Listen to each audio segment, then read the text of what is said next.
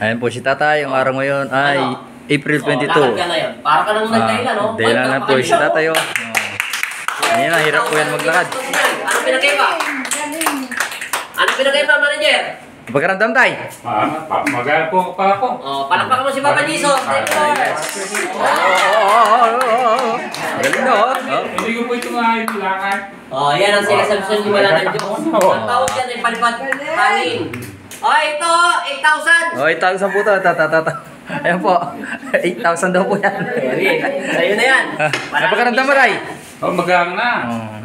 Ako parang Ito yung kamay mo. Ilit lahat yan. Basta tumihi ka dumimi, kaya kita pinapainom ng tubig para lumabas lahat yung sakit mo.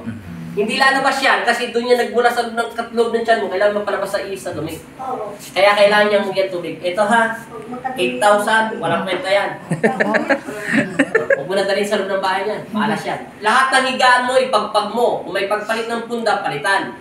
Tapos kung wala, ibilad sa araw. Para yung sakit malusaw. Okay na? Kung hindi, kung meron kang papalit, lagay na sa laban para malaban. Palibago na. Kasi yung katawan mo, malinis na yan. Okay na? Maraming salamat. Huwag ka magpasalamat. Napalam ka na tay. Tay. Palam na.